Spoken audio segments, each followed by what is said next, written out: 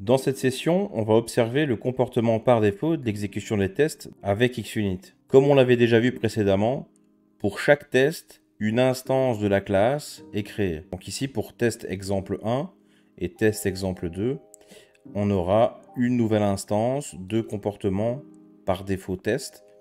Donc on aura une nouvelle instance pour chacun de nos tests. On peut s'en convaincre en lançant nos tests. Et ici, on peut voir que le print du GUID qui est défini ici en variable de classe, eh bien, il est différent pour chacun de nos tests. Donc ça prouve bien que une nouvelle instance est créée pour chaque test. Maintenant, si je rajoute un troisième test, par exemple, et que je le relance, eh bien ici, c'est exactement la même chose. On a du coup à chaque fois un GUID différent. Donc ça, c'est un des comportements par défaut. Donc à chaque fois qu'un test est exécuté, il y a une nouvelle instance de classe qui est créée. Maintenant, voyons voir ce qui se passe si on change ici nos tests et qu'on les passe en asynchrone. Donc ici, je vais simplement changer ceci en mettant async task et ici en faisant un task.delay de 2 secondes. N'oublions pas évidemment le wait. Et donc ici, on peut changer ça pour toutes nos méthodes. Voilà, et voilà.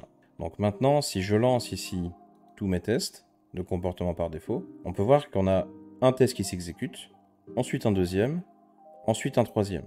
Donc ils s'exécutent l'un après l'autre et ils ne sont pas exécutés en parallèle. Donc un autre comportement par défaut de Xunit, c'est que les tests sont exécutés l'un après l'autre. Maintenant, voyons voir ce qui se passe si je duplique ici cette classe avec tous ces tests.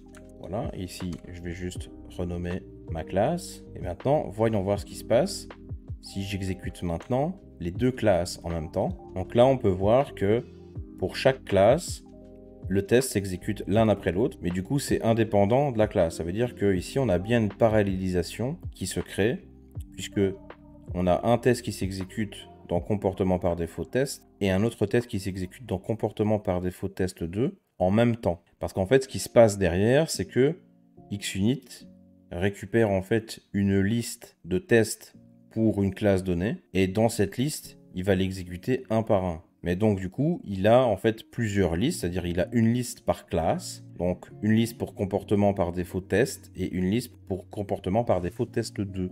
Du coup, le troisième comportement par défaut ici, c'est que pour chaque classe, il exécute un test après l'autre, mais s'il y a plusieurs classes, il va les paralléliser et donc il va les exécuter en même temps.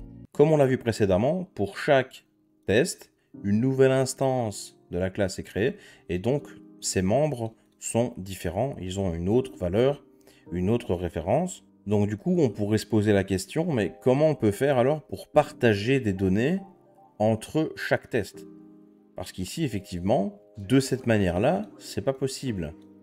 Puisque à chaque fois qu'on va exécuter un test, eh bien on aura une nouvelle instance. Concrètement, c'est beaucoup utilisé dans les tests d'intégration, par exemple, si on veut partager une connexion à la base de données, ou partager une connexion vers un Docker, etc. Mais ça peut être aussi intéressant pour des tests unitaires, si on a réellement besoin de partager des infos. Mais ici, on va voir comment procéder pour pouvoir partager des données. Donc en fait, on va pouvoir créer un genre de contexte, en fait, qui sera lié en fait à notre classe. Et donc pour chaque test dans cette classe, on pourra recevoir notre contexte en fait dans notre constructeur. Et donc du coup, pour faire ça, on va créer ici une nouvelle classe qu'on va par exemple appeler contexte. Et cette classe ici, on va lui donner une propriété donc de GUID. On va appeler GUID, pas besoin de setter. On va ici lui donner directement la valeur GUID.newGUID. Et donc maintenant, dans notre test, dans notre classe de test, on va ici lui faire implémenter iClassFixture qui provient de Xunit. Donc on peut le voir ici. Et ici, on va lui donner le type. Concrètement, ici, ce sera contexte. Et maintenant, on va pouvoir le faire injecter dans notre constructeur ici. Donc contexte. On va venir ici assigner notre contexte injecté par le constructeur. Donc ici, on a une petite erreur. C'est parce que contexte ici, il est internal et mon test ici, il est en public.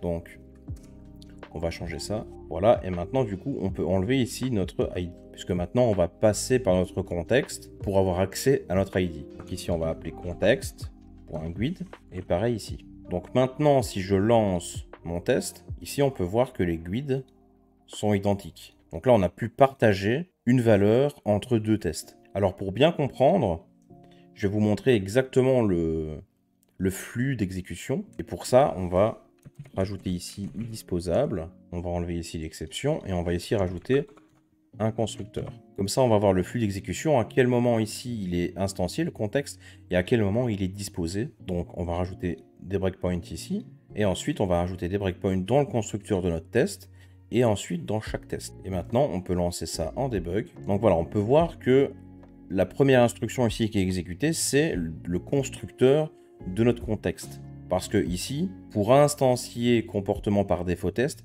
il nous faut un itest_output_helper et un contexte. Donc du coup, le framework derrière, il va nous fournir d'abord un contexte pour le passer à notre classe quand il sera instancié. Donc c'est logique ici que contexte soit d'abord créé avant d'instancier comportement par défaut test. Ensuite, on va continuer. Donc là, on peut voir que maintenant, on arrive dans le constructeur de notre classe de test. On fait l'assignation.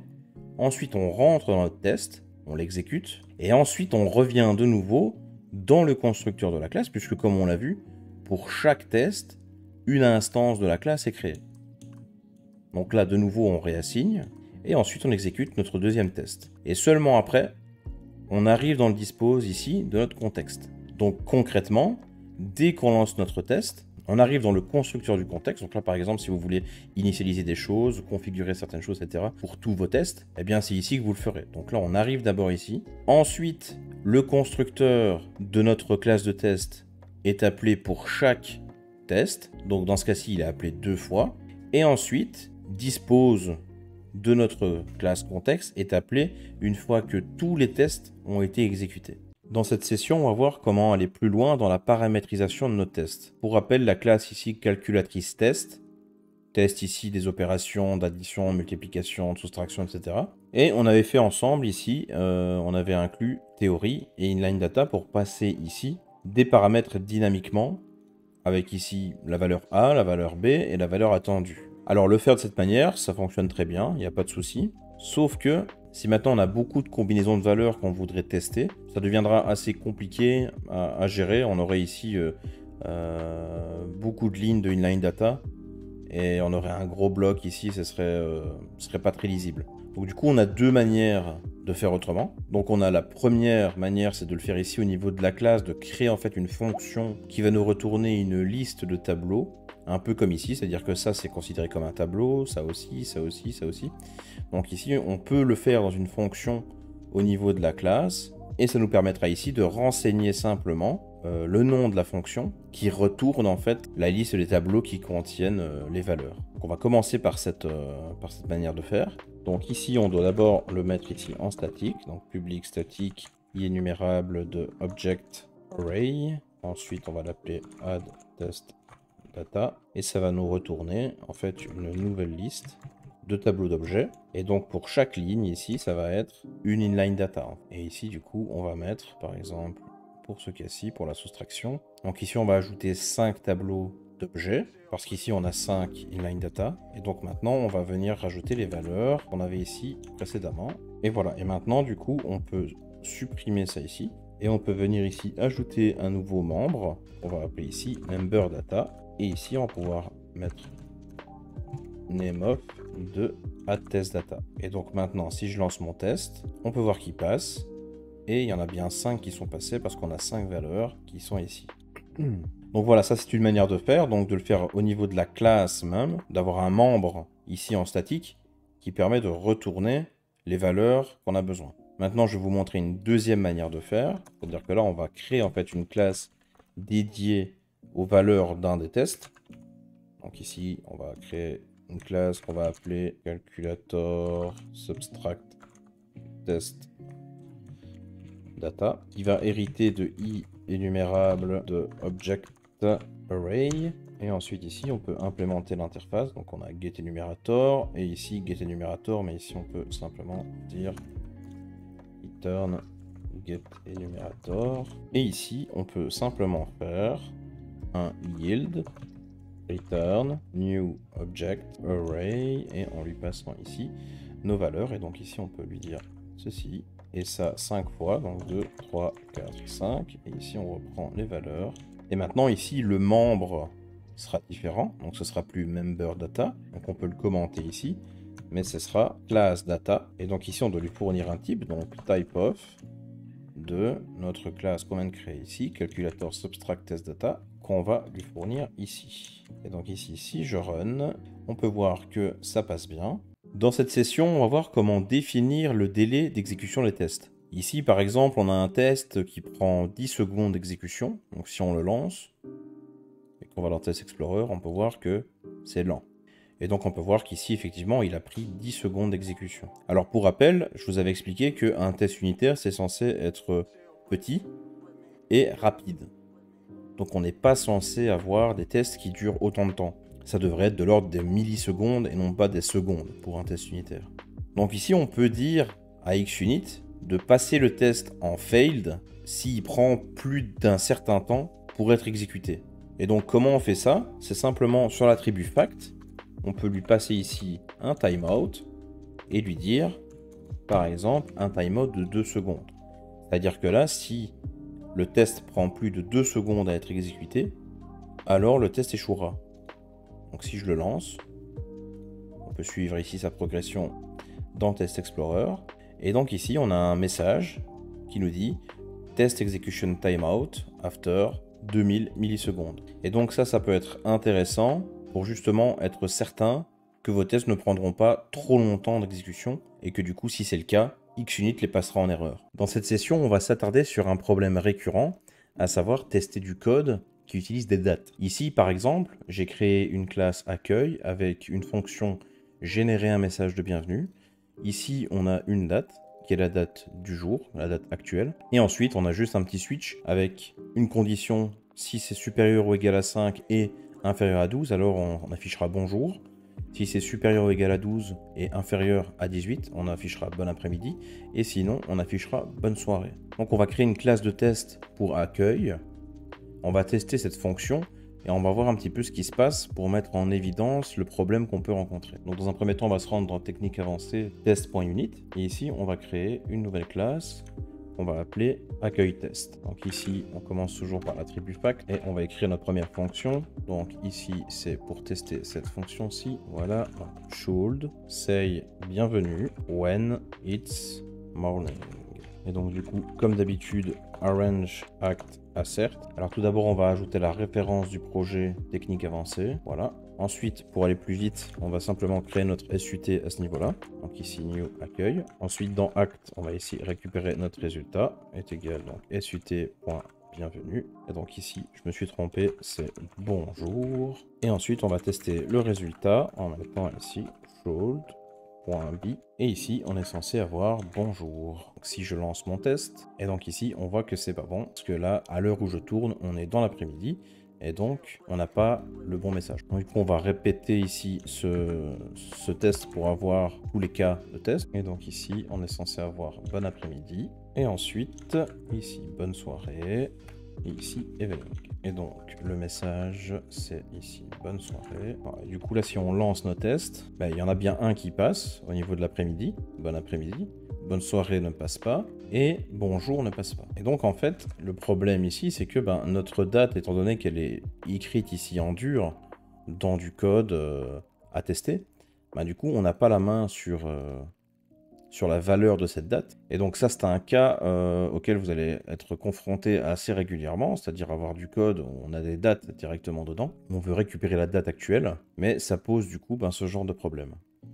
Donc du coup, pour pallier à ça, du coup, on va devoir interfacer notre date ici, pour pouvoir avoir la main dessus, et ici pouvoir injecter notre interface qui représente la date actuelle, et ensuite on va pouvoir la moquer dans nos tests. Donc, par exemple ici dans technique avancée, on pourrait ici créer une interface qui s'appelle par exemple DateTimeProvider, qui sera publique ici, ce sera une interface, et elle aura une propriété de type DateTime, qu'on va appeler par exemple now, ou DateTimeNow. Ici, elle aura pas de setter, juste un getter, et donc on va ici créer une implémentation, une classe DateTimeProvider, et ici du coup ce sera iDateTimeProvider, pardon, voilà, qui va du coup implémenter iDateTimeProvider, et donc on implémente cette interface-ci, et donc le retour sera DateTime.now. Maintenant dans notre code, on va venir injecter ID Time Provider au niveau du constructeur. Ici, on va lui passer ID Time Provider et on va venir ici l'injecter par dépendant. Et maintenant, notre date ici, on n'en aura plus besoin et on va directement appeler DateTimeProvider.DateTimeNow.Hour. Et de cette façon, maintenant, on va pouvoir moquer notre ID Time Provider qu'on va fournir ici à notre accueil et ensuite, on va pouvoir avoir la main dessus comme on l'a fait jusqu'à présent avec les mocks. Donc, par exemple, pour ce cas-ci, je vais supprimer ça. On va venir ici ajouter notre SUT à ce niveau-ci. Au niveau du constructeur, on va avoir besoin de notre SUT égale new accueil. Et ici, on doit fournir maintenant un IDateTimeProvider qu'on va ici définir à ce niveau-là. IDateTimeProvider égale substitute un port de DateTimeProvider. Et ici, on peut lui fournir DateTimeProvider. Maintenant, ici, pour pouvoir afficher bonjour, il va falloir que je donne une valeur, par exemple 8 h du matin. Et donc, comme on l'a vu jusqu'à présent, on peut faire DateTimeProvider.DateTimeNow.Returns. Et donc, on peut lui fournir ici un new datetime. Et donc, ici, on peut fournir l'heure, les minutes, les secondes. Et ici, maintenant, on peut appeler notre SUT. Et donc, maintenant, au niveau du range de tous mes tests, je vais faire la même chose. C'est-à-dire qu'ici, ce sera plus 8 heures, mais ce sera par exemple 15 heures. Et donc, hop, j'ajoute ici SUT. Et ici, pareil.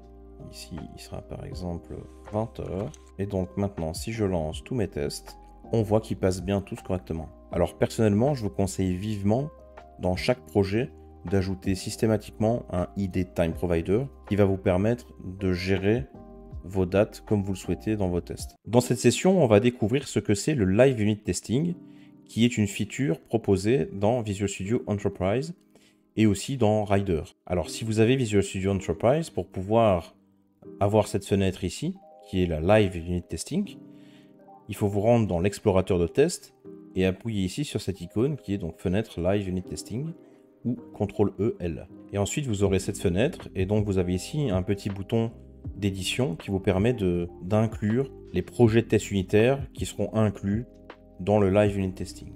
Alors du coup, à quoi ça va servir?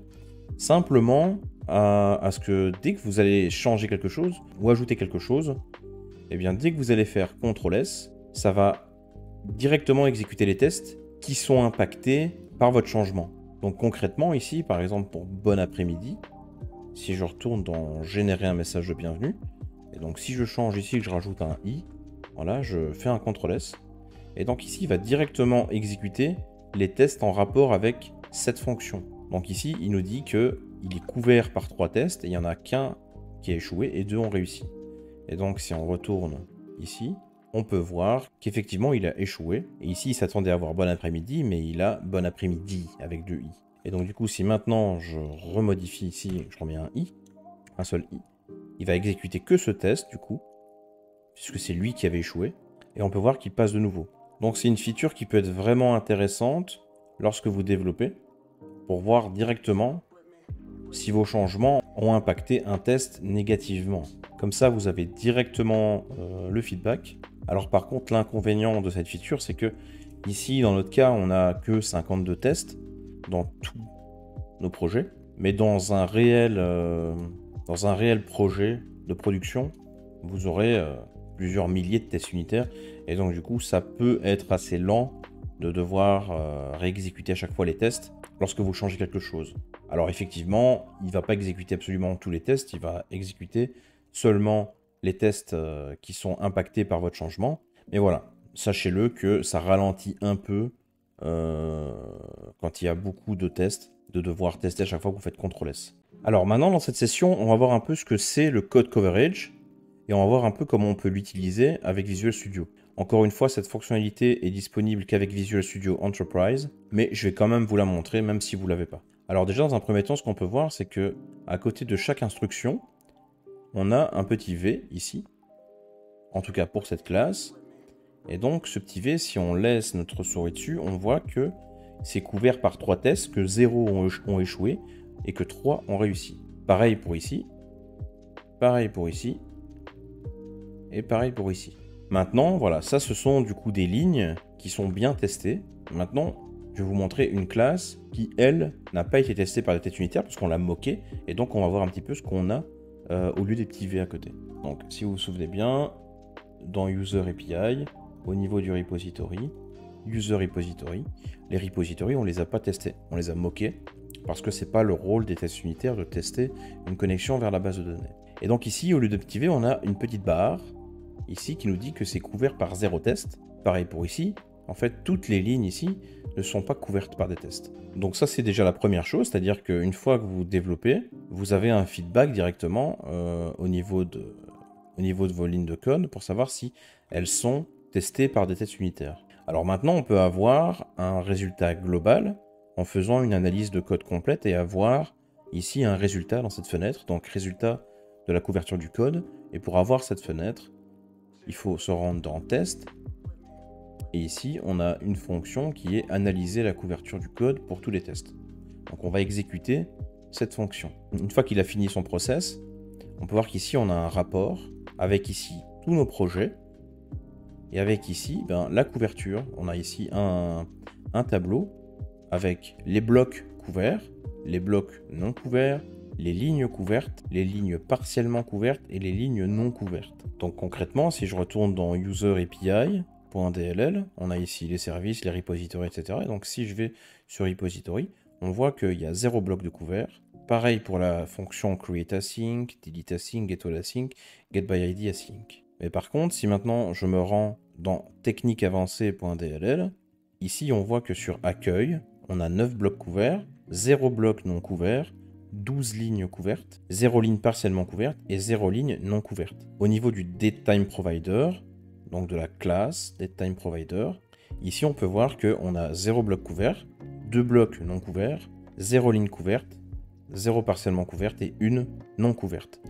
Et donc du coup, si on se rend ici dans getDateTimeNow en fait, à ce niveau-ci, c'est-à-dire que DateTimeProvider, iDateTimeProvider ici, on l'a moqué en fait, pour nous renvoyer une certaine valeur, mais on n'a pas concrètement testé en fait DateTimeProvider pour savoir que DateTimeNow nous renvoie bien la date du jour. Et donc du coup ici, il nous surligne ce qui n'a pas été couvert par les tests. Et donc on peut voir qu'ici, on a couvert par 0 test, 0 échoué, 0 réussi.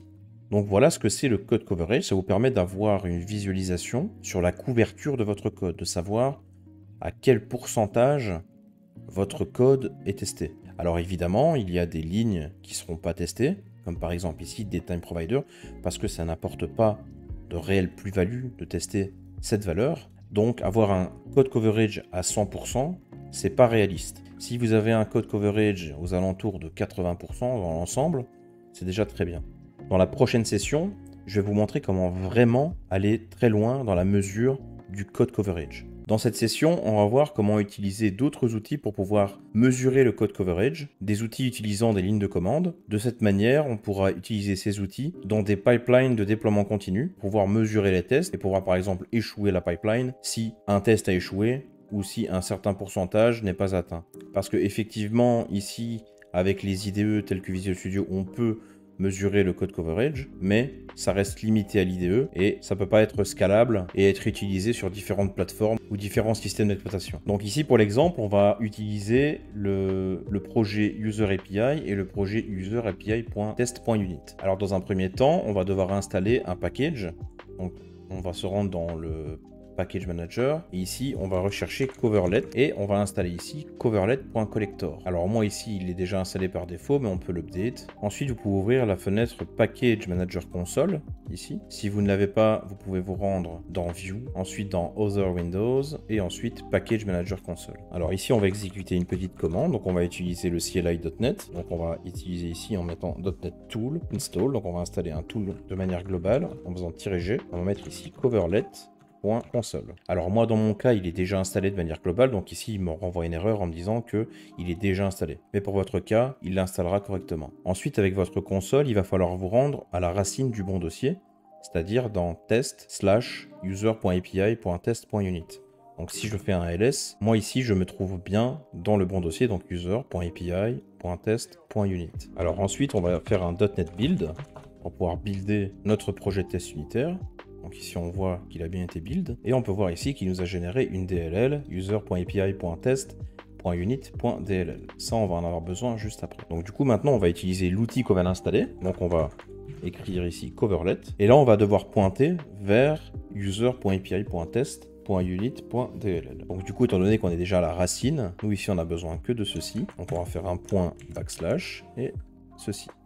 Donc bin debug.net7 user.api.test.unit.dll. Ensuite, on doit lui dire ce qu'il va devoir exécuter, l'outil. Donc ici, on va dire target. Il va devoir exécuter la commande .net. Et ensuite, on va lui donner les arguments qu'il doit passer à cette commande. Ici, il doit donner l'argument test. Et ici, on va lui spécifier no build, puisque du coup, on build nous-mêmes. On ne veut pas qu'il rebuild derrière. Et donc, si j'exécute cette commande, on peut voir qu'ici, on a un petit rapport qui nous dit, voilà, le module user API, il a 54% de couverture de code, 54,45%. Pour les branches, 50%, et pour les méthodes, 51,51%. Et donc du coup, ce résultat, il reprend en fait absolument toutes les classes, toutes les lignes, toutes les branches, toutes les méthodes, et il va en faire un pourcentage de couverture. Alors parfois, on voudrait pouvoir exclure certaines classes ou carrément un certain namespace complet. Comme par exemple ici, le user repository. Dans notre cas, il n'est pas relevant de le tester. Donc du coup, on voudrait lui indiquer de ne pas prendre en compte la classe user repository par exemple. Donc il y a deux manières de faire. Je vais vous montrer la première et ensuite la deuxième. Donc la première manière de faire, c'est de dire par exemple ici, au niveau du user repository,